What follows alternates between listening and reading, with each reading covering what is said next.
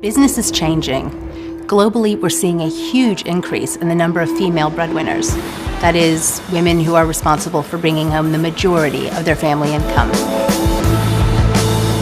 With this comes both opportunities and challenges.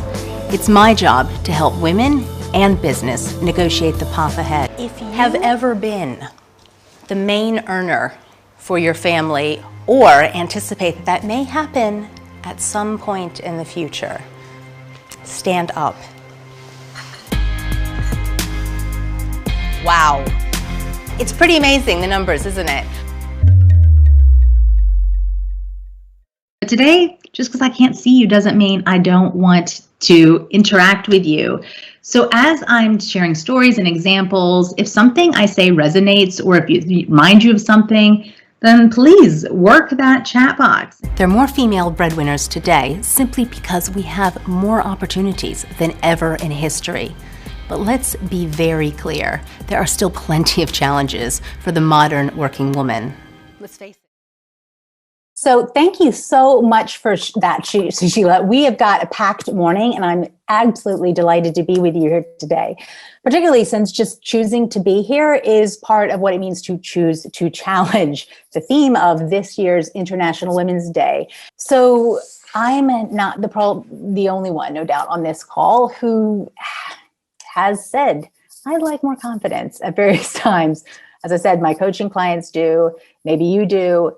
But what I've noticed over 15 years of this type of work is that when they're saying that, what they really mean is I want to be heard more in meetings. I want more opportunities. I want more recognition for my work and my ideas. But what confidence looks like and how it's rewarded or not really depends a lot on who's doing the judging. Well, thanks for staying, because let's be honest, it's not every day that I get to hang out with three such esteemed leaders, and I hope it was valuable for you too.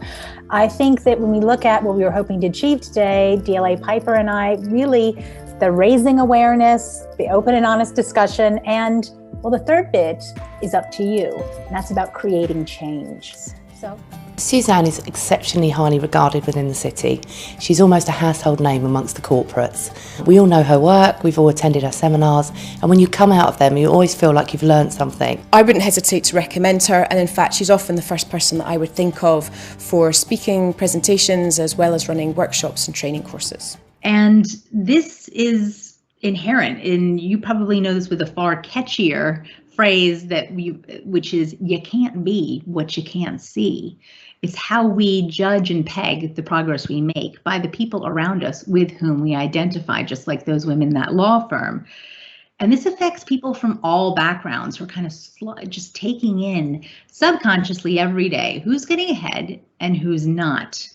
And Suzanne's message is just so poignant for today and for women today, particularly as they're going up through the pipeline and getting stuck. I would recommend her highly because I've seen her present at a number of different forums, and every time it's unique, it's targeted to the audience, and the message is very clear and concise and done with humor. If you look at how do you want to position yourself as an expert, the stuff that Elam was already mentioning it's gold dust. Be there speaking, and for me, the other is around writing. So, but again, write for people who actually might read your book. And I picked a really weird niche because people would say, that's a crazy niche. There's hardly any women who work in those fields. And I was like, I don't need to work with all women in the world. I just need to work with people who feel like I get them.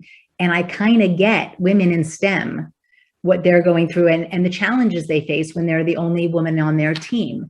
So for me, that niche was really important. I'm a big fan of the word when, because it leads itself to all the evidence you can show, which is, well, when I was working on a project on this, or when I worked with this interesting person, or when I was reading this article, and you can show through telling a story, giving an example around where you learned the expertise that you have, rather than saying, I know this, or I know that. I really enjoyed it. It was really informative. I found it really inspirational. Some female colleagues had been to some of her talks before and they raved about it, and I can see why. It was very useful.